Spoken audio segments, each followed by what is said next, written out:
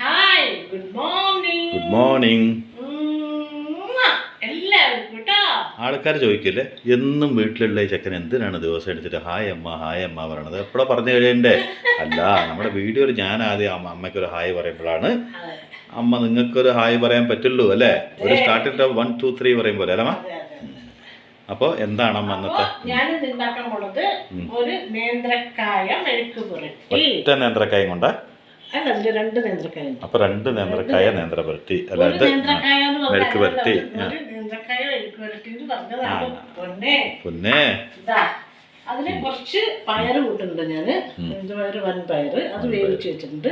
പിന്നെ കുറച്ച് മുളക് പൊടി, ഒരു 1/4 ടീസ്പൂൺ മുളക് പൊടി, കുറച്ച് മഞ്ഞൾപ്പൊടി, വെളുത്തുള്ളി, പച്ചമുളക്, കറിവേപ്പില, കടുക്. ഇതെന്താ അത് ക്യൂടെക്സ് ഒക്കെ ചുണ്ണാമ്പ് പോയ തറവാടിന്റെ ചുമര പോലെ ഉണ്ടല്ലോ. ഗുരുവായൂർക്ക് പോകുമ്പോ അവിടേക്ക് പോയില്ലേ അന്ന് തേച്ചു. അതാണ് ഞാൻ തേക്കാത്ത പഴയ തറവാട്ട് ചുമരകളില്ലേ ചുണ്ണാമ്പ് പോയിട്ട് അവിടെ ഇവിടെ അതുപോലെ ഒരു ക്യൂടെക്സ്. 1 വർഷം തേച്ചോണ്ടിരിക്കുന്ന. അതെന്താ തേച്ചാ അതൊക്കെ നല്ലതല്ലേ? അമ്മ അതൊക്കെ തേക്കണം. നഖ സംരക്ഷണത്തിനൊക്കെ നല്ലതാണ്.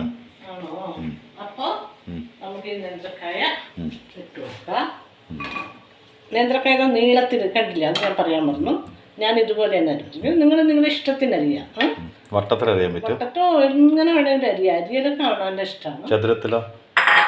അതന്നെയല്ലേ ഞാൻ പറഞ്ഞു. പിന്നെ ഇതിന് വേണ്ടിയിട്ടുള്ള മുളക് പൊടി, മഞ്ഞൾപ്പൊടി ഇതിലിട്ട് കൊടുത്തു.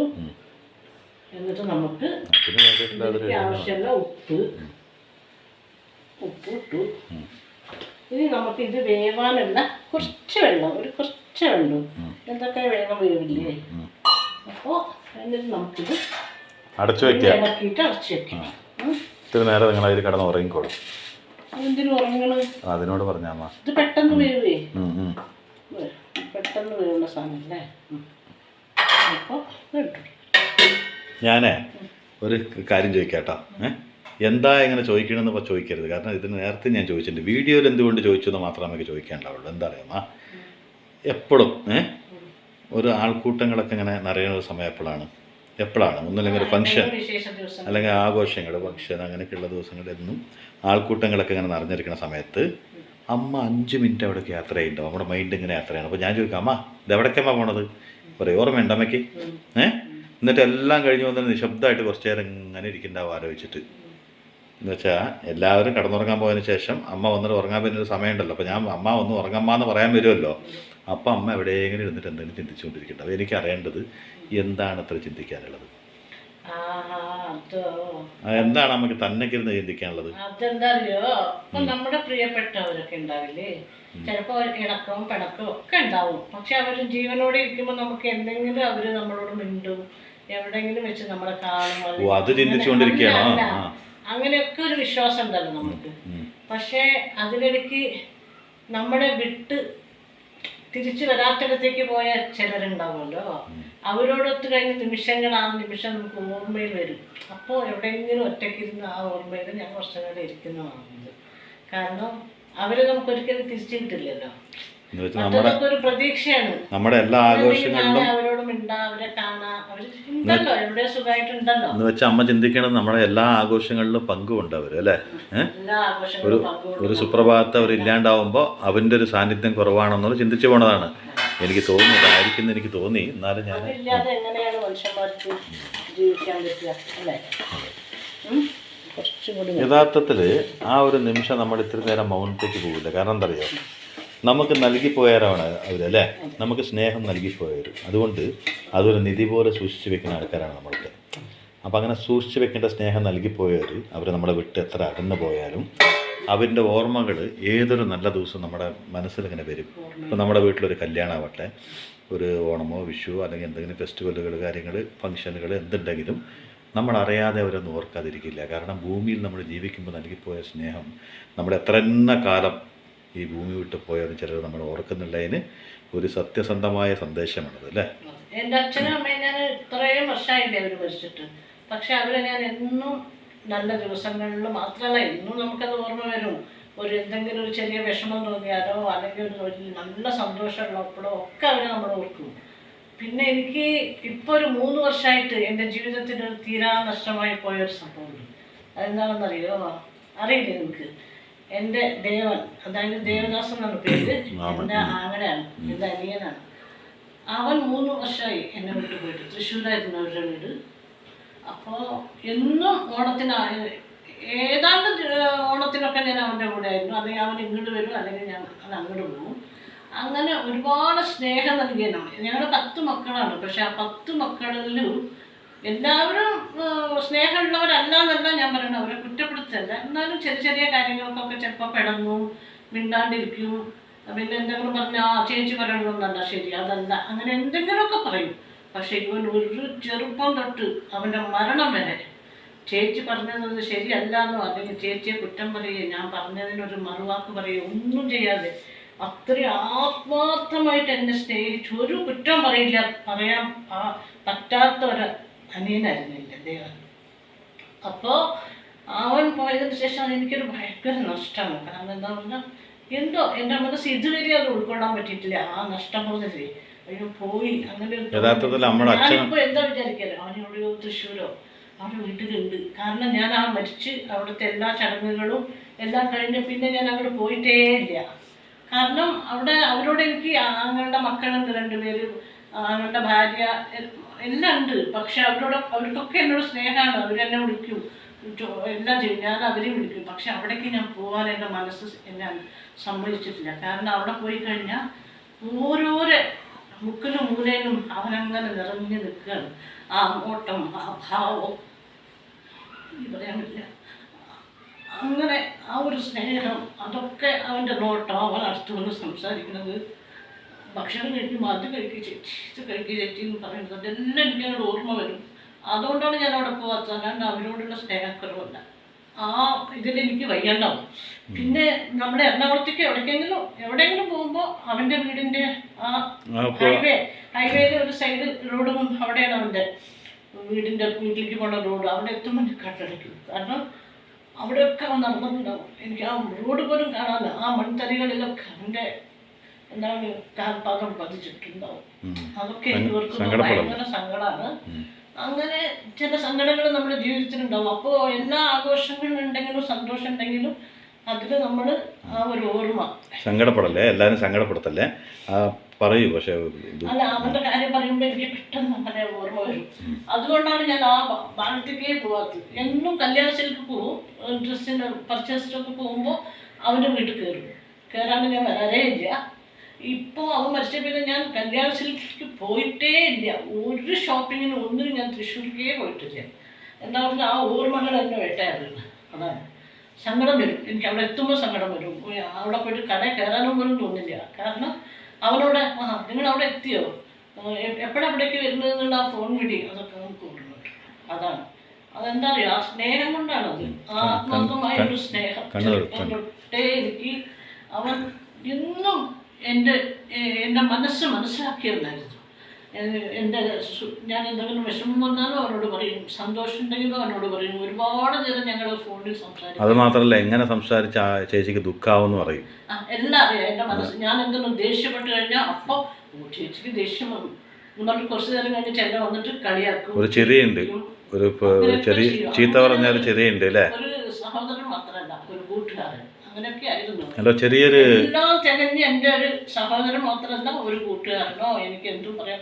ഇനി അച്ഛനോ അമ്മയോടോ കാട്ടുന്ന സ്നേഹമോ അവൻ്റെ എല്ലാം കാട്ടാനുള്ള ഒരു ഇതെനിക്കുണ്ടായിരുന്നു. ശരിക്കും പറഞ്ഞിട്ടുണ്ടെങ്കിൽ എനിക്ക് അച്ഛനും അമ്മയും മരിച്ചപ്പോൾ പോയാൽ നഷ്ടപ്പെടും. അതിൻ്റെ ശേഷം ഇപ്പം ഞാനൊരു അനാഥയായ ഒരു പ്രതീതിയാണ് എനിക്ക് തോന്നുന്നത് അവൻ മരിച്ച പിന്നെ. സത്യമാണ് ഞാൻ പറയുന്നത്.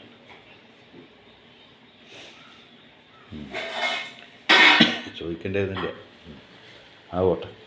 കണ്ണൂർ ഒരു മിനിറ്റ്, കണ്ണു തുറക്കണം. അപ്പോൾ സങ്കടപ്പെടുത്തരുത്. നല്ല ഓർമ്മകളല്ലേ അവരുടെയൊക്കെ. അപ്പോൾ നല്ല ഓർമ്മകൾ പറയുമ്പോൾ നമ്മൾ സങ്കടപ്പെടില്ല. അവിടെ സങ്കടം കുറച്ച് വന്നാലും നല്ല ഓർമ്മകളല്ലേ അവരൊക്കെ നൽകി പോയിരിക്കണം അല്ലേ. അവർ ആ ഓർമ്മകളോടെ ജീവിച്ചിരിക്കണ്ടമ്മ, അത് വിചാരിച്ചാൽ മതി അമ്മ കേട്ടോ. ഒരു നമ്മുടെ സങ്കടം എന്ന് പറഞ്ഞാൽ അച്ഛനും അമ്മയും പോയതിന് ശേഷം അമ്മയ്ക്ക് എന്ന് പറഞ്ഞൊരു വീട്, അതെന്താ പറയുക നമ്മൾ, അമ്മയും അച്ഛനും മരിച്ചു കഴിഞ്ഞാൽ ഒരു ആങ്ങളുടെ വീടാണല്ലോ സ്വന്തം വീട്. മറ്റുള്ളവരൊക്കെ അങ്ങനെയല്ലേ, ഇവിടെ അടുത്തുള്ളൊരു വീട്, അത് മാത്രമേ ഉണ്ടാകുന്നുള്ളൂ. അവരാണ്. അത് അവിടുത്തെ ഒരു സാന്നിധ്യം, നിരസാന്നിധ്യം നഷ്ടപ്പെട്ടു എന്നുള്ളതാണ് അല്ലേ. അത് ഏത് പെൺകുട്ടികൾക്കും സ്ത്രീകൾക്കും ജീവിച്ചിരിക്കുന്ന കാലം വരെ അത് ഉണ്ടാവുന്നതാണ്. അതൊക്കെ നമുക്ക് ഇനി ഒന്ന് പോസിറ്റീവായിട്ട് വല്ല കാര്യങ്ങൾ പറയാം കേട്ടോ. ഞാൻ ചോദിക്കാൻ പോയതെന്തോ അമ്മ പറഞ്ഞതെന്തോ, ഓർമ്മകളിൽ നിന്നൊന്ന് പഴയ ഓർമ്മകളൊന്ന് പുതുക്കിയെടുക്കാൻ വിചാരിച്ചു. അമ്മ ഈ ഓർമ്മകളിലേക്ക് പോയി. ഞാനൊന്ന് കട്ട് ചെയ്യേണ്ടി വരുമോ? വേണ്ട. എവിടെ നോക്കിയേ, ഇവിടെ നോക്കാം. ആൾക്കാർ അവിടെ മുഴുവൻ കണ്ടിട്ടാ മേനെ. ആ അയ്യേ മോശം, നാളെ ചീത്ത പറയാൻ മേനെ കേട്ടാ. ഇനി ഇനി ചൂടാവും. അപ്പം എന്താന്ന് പറഞ്ഞാൽ ചിലപ്പോൾ മക്കളാവട്ടെ ഭർത്താവട്ടെ എന്തെങ്കിലും മനസ്സ് തട്ടുമ്പോൾ എന്തെങ്കിലും പറഞ്ഞാലും മൂപ്പർ അത് ശ്രദ്ധിച്ചാൽ പറയുള്ളൂ. ചേച്ചിക്ക് ഇന്ന കാര്യം പറഞ്ഞാൽ മനസ്സിനുള്ളിൽ ഒരുപാട് വേദനയാവും, അത് പറയാൻ പാടില്ല എന്നൊക്കെ ചിന്തിക്കുക. അങ്ങനെ ഒരു അനിയെന്ന് പറയുന്ന ഒരു മഹാഭാഗ്യമല്ലമ്മ. ചേച്ചിയോട് എന്ത് പറയണം എന്ത് പറയാൻ പാടില്ല എന്നറിയാവുന്ന ഒരു മനുഷ്യനായിരുന്നു. ഇപ്പോൾ വിനു അടക്കം ദുബായിൽ എന്ന് പറഞ്ഞാൽ എന്താ, ഒരിക്കലും നമുക്ക് തിരിച്ചു കിട്ടാൻ പറ്റാത്തൊരു നഷ്ടമാണെന്നല്ലേ പറഞ്ഞു. അങ്ങനെയാണത്. ചിലരുടെ സാന്നിധ്യം അത്രയും പ്രീഷ്യസാണ്. ഇനി എന്താ ഇത് ചെയ്യാനുള്ളത്? കടുകിടാം. എണ്ണ ചൂടായി, നമുക്ക് ഇതിലേക്ക് കടുകിട്ട് കൊടുക്കാം. അതേപോലെ എത്ര കാലം കഴിഞ്ഞാലും അച്ഛനമ്മയൊക്കെ നമ്മൾ വിട്ടുപോയിട്ട് എത്രയൊക്കെ വർഷങ്ങൾ കഴിഞ്ഞാലും അവൻ്റെ ആ നല്ല ഓർമ്മകൾ നമ്മുടെ മനസ്സിൽ നിന്ന് ഒരിക്കലും മായേയില്ല അല്ലേ. അച്ഛനും അമ്മ ഉള്ളവർക്ക് അത് സൗഭാഗ്യം. ഇല്ലാതെ പോയവരൊരു നിമിഷം അങ്ങനെ ചിന്തിക്കില്ലേ, ഒരു നല്ല ദിവസങ്ങൾ വരുമ്പോൾ ഇന്ന് എൻ്റെ അച്ഛൻ ഉണ്ടാവണമായിരുന്നു, എൻ്റെ അമ്മ ഉണ്ടാവണമായിരുന്നു, അവരിത് കാണണമായിരുന്നു അല്ലേ. പിന്നെ ഉറപ്പായിട്ടും അതാണ് ഈ ആത്മാർത്ഥമായ സ്നേഹം നൽകിപ്പോയത്. ശരിക്കും പറഞ്ഞാൽ നമ്മുടെ മനസ്സിൽ നിന്ന് മായില്ലേ അവർ. അപ്പോൾ ഈ നമ്മൾ അമ്മപ്പം കരഞ്ഞതിന് ഞാൻ കുറ്റം പറയുന്നില്ല. കാരണം എന്താ പറയുക, അതൊരു തെറ്റില്ല അമ്മ. നമ്മുടെ വിട്ട് ഒരുപാട് സ്നേഹം നൽകിപ്പോയവർക്ക് വേണ്ടി രണ്ട് തുള്ളി കണ്ണീര് നമ്മളെടുത്ത് ശരിക്കും പറയുകയാണെങ്കിൽ അവർക്ക് നൽകുന്നൊരു പുഷ്പാഞ്ജലി പോലെയാണ് അത്.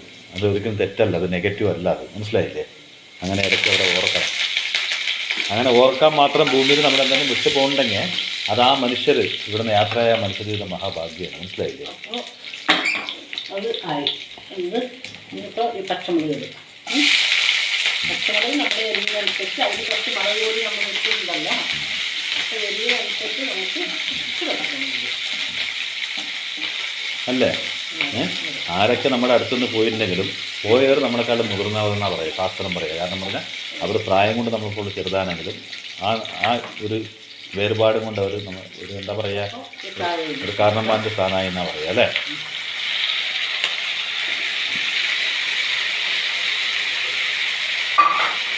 നമ്മളെക്കാളിലും മുമ്പ് ഈ ഭൂമി വെച്ച് യാത്ര പോയവർ, അവർ പോയതിന് ശേഷം അവരുടെ ഓർമ്മകൾ നമ്മുടെ മനസ്സിൽ ഇടയ്ക്കിടയ്ക്ക് ഇങ്ങനെ ആ ഒരു നഷ്ടമാണെന്ന് നമുക്ക് തോന്നുന്നുണ്ടെങ്കിൽ ആ മനുഷ്യന്മാരൊക്കെ ഈ ഭൂമിയിൽ ജീവിച്ച് സത്യം പറഞ്ഞ ഒരു പുണ്യമാണ്.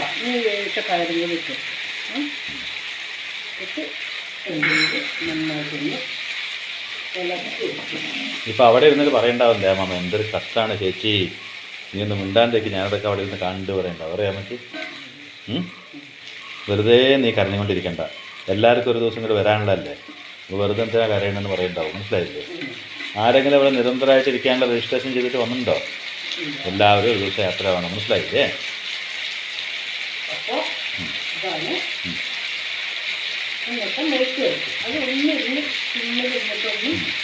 ഇന്നത്തെ വീഡിയോയിൽ പറയാനുള്ള എല്ലാ മൂടും എൻ്റെ അമ്മ കളഞ്ഞു. അല്ല അപ്പോൾ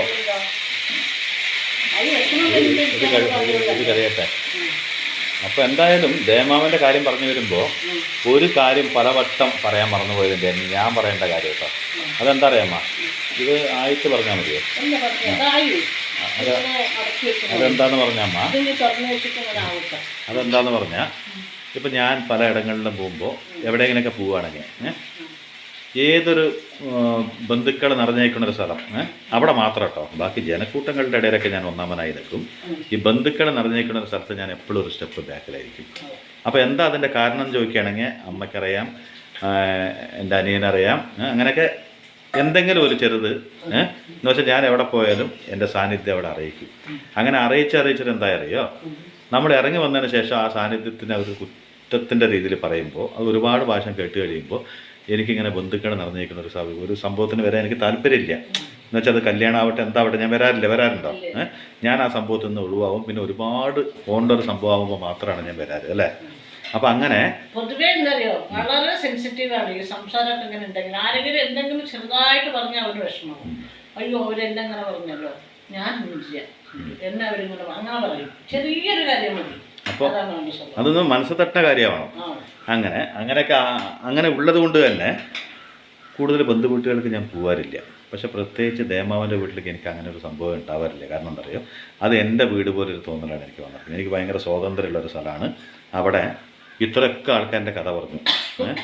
ഒരുപാട് നമ്മുടെ കുടുംബത്തിൻ്റെയും എനിക്ക് വേണ്ടപ്പെട്ടവൻ്റെ ഒക്കെ കഥ ഞാൻ പറഞ്ഞിട്ടുണ്ട്. പക്ഷെ ഒരാളുടെ കഥ ഞാൻ പറയാൻ മറന്നുപോയി. ആരറിയോ? ദീപ്തിയുടെ കഥ പറയാൻ മറന്നു. കാരണം എന്താ പറയുക, എത്ര വലിയ VIP വന്നാലും ബന്ധുക്കൾ നിറഞ്ഞു നിൽക്കുന്നുണ്ടാവും. കുറേ അകലെ നിന്ന് വന്നിട്ടുണ്ടാവും, വർഷങ്ങൾക്ക് ശേഷം അവരെ കാണാൻ വേണ്ടി വന്നിട്ടുണ്ടാവും. അങ്ങനെ വന്ന് നിൽക്കുമ്പോഴും കൂടി അവൾ ഓടി വന്ന് എന്നെ കെട്ടിപ്പിടിച്ച് എൻ്റെ കൈയും പിടിച്ച് ഒരു 4 റൗണ്ട് അവൾക്ക് നടക്കണം. ഞാൻ ഇരിക്കേണ്ട ഇങ്ങനെ മടിയിൽ വന്നിരിക്കണം. അത് അവൾക്ക് എങ്ങനെ ഒരു സന്തോഷം എന്ന് പറഞ്ഞാൽ, അപ്പോൾ ഒന്നും എനിക്ക് അനിയത്തിമാരൊന്നും ഇല്ലാത്ത കാലമാണ്. അപ്പോൾ അനിയൻ്റെ കല്യാണവും കാര്യങ്ങളൊന്നും കഴിഞ്ഞില്ല. ആ കാലം മുതൽ ഇതിങ്ങനെ തന്നെ വന്നിരിക്കുകയാണ്. അപ്പോൾ എവിടെയെങ്കിലും ഒരു ജനക്കൂട്ടത്തിൻ്റെ ഇടയിൽ ഒരുപാട് പേരുണ്ടാവും. ആ കൂട്ടത്തിൻ്റെ ഒരു ഓടി വന്നിട്ട് എൻ്റെ കൈയും പിടിക്കുന്ന ഒരാളുണ്ടായിരുന്നു. അത് ദീപ്തിയാണ്, ഞാൻ പറയാൻ മറന്നുപോയി. അതുപോലെ തന്നെ ഞാൻ പോണ വഴിക്ക് പോകുമ്പോൾ ഒരു ചോക്ലേറ്റ് മേടിക്കും. അതാ കടയിൽ. അപ്പോൾ ചെറുപ്പത്തിൽ ഞാനത് ശീലാക്കിയതാണ്. അപ്പോൾ ആ ഒരുപാട് ചെറുപ്പത്തിൽ അപ്പോൾ ആ വലിയ ചോക്ലേറ്റ് ഞാൻ മേടിച്ചു കഴിഞ്ഞാൽ ആ കടയിൽ കയറി അവിടെ ഏതാ ഏറ്റവും വലുത് കോസ്റ്റ് ഒക്കെ നോക്കും. എന്നിട്ട് അതൊന്ന് മേടിക്കും. അത് മേടിച്ച് കൊണ്ടുപോയി കൊടുത്ത് ശീലമായി. ഇപ്പോൾ അവൾക്ക് 2 മക്കളായി. ഇപ്പോൾ മക്കൾക്ക് അത്ര വലുത് കൊണ്ടുപോയില്ല. കാരണം അങ്ങനെ കൊണ്ടുപോയി കഴിഞ്ഞാൽ അവൾ പറയും ഇത് എൻ്റെ അല്ല പറയും, എൻ്റെ എവിടെയെന്ന് ചോദിക്കും. അത് കാരണം ഞാൻ മക്കളൊക്കെ ചെറുതും ഇവൾക്ക് വലുതും കൊണ്ടുപോകും. അവിടെ അത് എന്ത് ചെയ്യുകയോ ഒരു 10 ദിവസം അത് കഴിക്കില്ല. അതിങ്ങനെ പിടിച്ചുകൊണ്ട് നടക്കും. എൻ്റെ ഏട്ടൻ കൊണ്ടുവന്നാണ്, എൻ്റെ ഏട്ടൻ കൊണ്ടുവന്നാണ് പറയും. അതുപോലെ ഒരു മരണ വീട്ടിൽ പോയാലടക്കം അവിടെ ഓടി വരും. എന്ന് വെച്ചാൽ നമ്മളെ അംഗീകരിക്കാത്ത ആൾക്കാരുടെ ഇടയിൽ എവിടെയെങ്കിലും കുറച്ച് ആൾക്കാർ എവിടെയെങ്കിലും ഒരു സമയത്ത് നമ്മൾ അംഗീകരിച്ചിട്ടുണ്ടെങ്കിൽ അതൊരിക്കലും മനസ്സിൽ നിന്ന് മാറ്റിക്കളയാൻ പറ്റില്ല. അനിയത്തിയാണ്, എന്നാലും അവളുടെ പേര് ഞാൻ ഇതുവരെ പറഞ്ഞേ ഇല്ല എന്നുള്ളതാണ്. കാരണം അവൾ വിചാരിച്ചിട്ടുണ്ടാവും ഏട്ടൻ എല്ലാവരുടെ പേരും പറഞ്ഞല്ലോ, അപ്പോൾ എന്നോട് ഏട്ടൻ്റെ സ്നേഹമില്ല, ഒക്കെ കാട്ടിക്കൂട്ടലാണെന്ന് വിചാരിച്ചിട്ടുണ്ടാവും. അല്ല, സ്നേഹമൊന്നും ഒരിക്കലും ഇല്ലാണ്ടില്ല. എല്ലാ കാലത്തും ആ സ്നേഹമുണ്ട്. പക്ഷെ അവളുടെ ആ കുഞ്ഞു സ്വഭാവം ഉണ്ടല്ലോ, കുഞ്ഞു കുട്ടിയുടെ സ്വഭാവം, അതിനിങ്ങനെ പിടിച്ചിട്ട് ഇന്ന് ഭർത്താവ് എന്ത് പറഞ്ഞാലും മേടിച്ചു കൊടുക്കാൻ കഴിവുള്ളൊരു ഭർത്താവാണ്. 2 മക്കളുണ്ട്. എന്തിന് വൈകമോള്, ദീപ്തിരമോട് അവള് ചോദിച്ചു അതെന്താ മാമ ഇങ്ങനെ അമ്മയ്ക്ക് മാത്രം മേടിച്ചു കൊടുക്കുക? അപ്പോൾ ഞാൻ പറഞ്ഞു നിന്നെക്കാട്ടിലും ആദ്യം കണ്ടത് നിൻ്റെ അമ്മേനായതുകൊണ്ട്, അതുകൊണ്ട് നിൻ്റെ അമ്മ കഴിഞ്ഞിട്ട് മക്കളെ നിങ്ങളുള്ളൂ എന്ന് പറയും. ആ ഒരു സ്നേഹം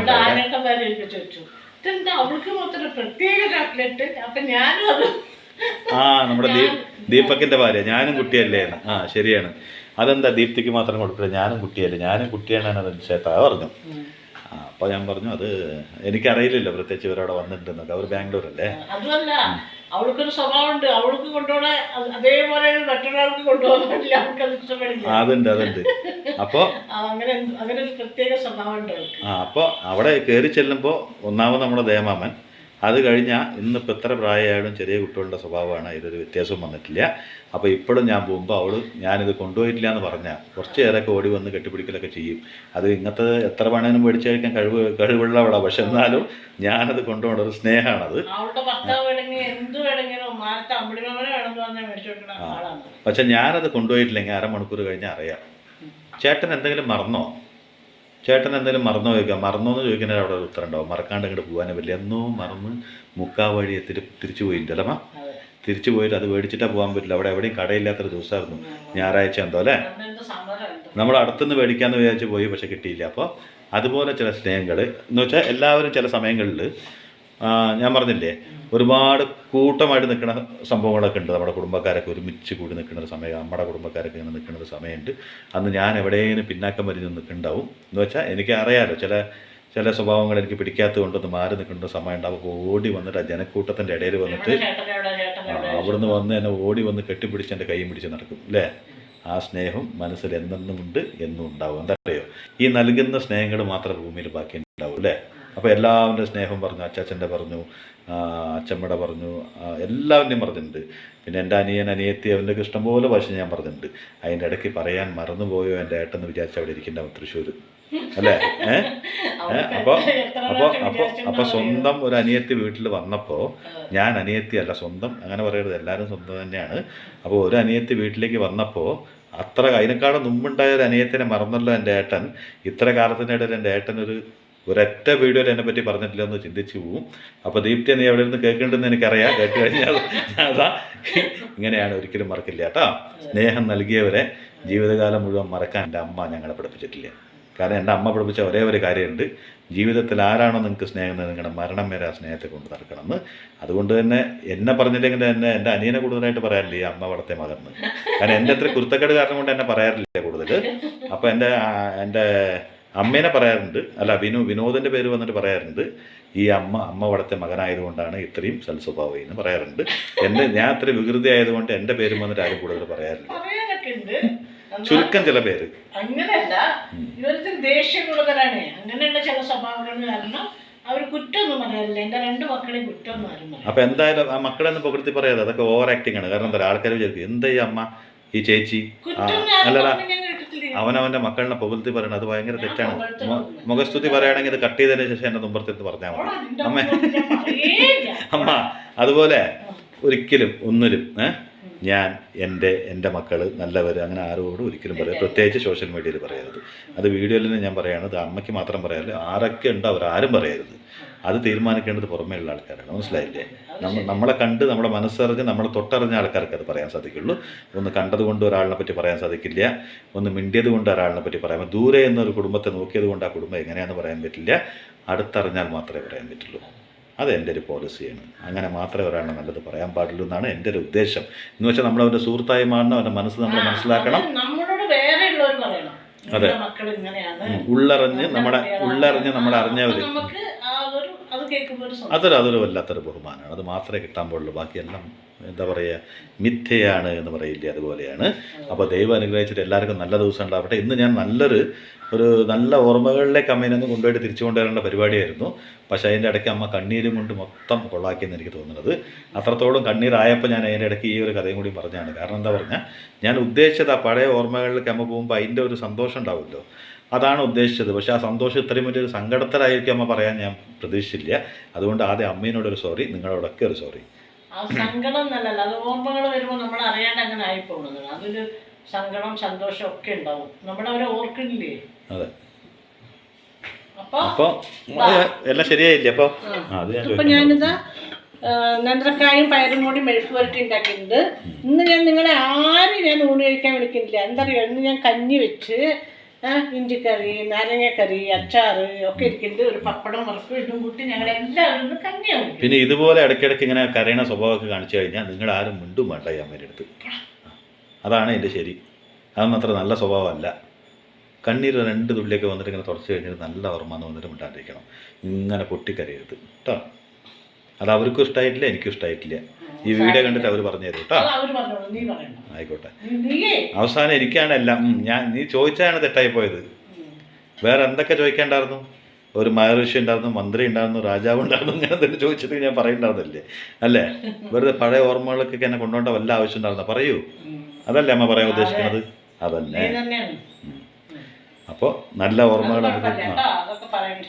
അപ്പോൾ മനസ്സിലിങ്ങനെ വെങ്ങിക്കെട്ടി നിൽക്കുന്നത് കണ്ണീർ 2 തുള്ളിയായിട്ട് പുറത്തു വന്നോ, മനസ്സിൻ്റെ ഭാരം അങ്ങോട്ട് പോയില്ലേ? അതുകൊണ്ട് ഞാൻ നമുക്കൊരു ഗുണം ചെയ്തില്ലേ? അത് ഞാൻ ശ്രദ്ധിച്ചു. അല്ല, അത് ഞാൻ ശ്രദ്ധിച്ചു. കാരണം എന്തറിയോ, ഇതൊക്കെ ഇങ്ങനെ സംഭവം നടന്നുകൊണ്ടിരിക്കുമ്പോൾ എവിടെയോ മുക്കിൽ ഇടയ്ക്കിടയ്ക്ക് അമ്മ ഇരിക്കണം ഞാൻ കണ്ടപ്പോൾ ഞാനാണോ തെറ്റിയത്, ദുബായിലുള്ള നമ്മുടെ ആ മോനാണോ തെറ്റിയതെന്നൊക്കെ വിചാരിച്ചിരുന്നു, അച്ഛനാണോ എന്നൊക്കെ വിചാരിക്കുമ്പോൾ അല്ല, ഇത് പഴയ ഓർമ്മകൾക്കുള്ള യാത്രയാണെന്ന് മനസ്സിലായപ്പോൾ ആ ദുഃഖം കുറച്ച് ദിവസം ഉണ്ടാവുമല്ലോ. ഇന്നലപ്പോൾ പറഞ്ഞിട്ട് കണ്ണിൽ നിന്ന് അങ്ങോട്ട് വെള്ളം ഒഴുകിയപ്പോൾ മനസ്സിൻ്റെ ഭാരം അങ്ങോട്ട് കുറഞ്ഞു. അപ്പോൾ അതിനെപ്പറ്റി ഒരു ദുഃഖമില്ലല്ലോ. അതാണ് ദുഃഖം പോയിക്കാൻ ചില സമയത്ത് നമ്മൾ ദുഃഖം ഉണ്ടാക്കേണ്ടി വരും. കംപ്ലീറ്റ് ദുഃഖം പോണെങ്കിൽ ഇടയ്ക്കൊന്ന് കരയേണ്ടി വരും പറയില്ലേ, ഒന്ന് പൊട്ടിക്കറിയൂ.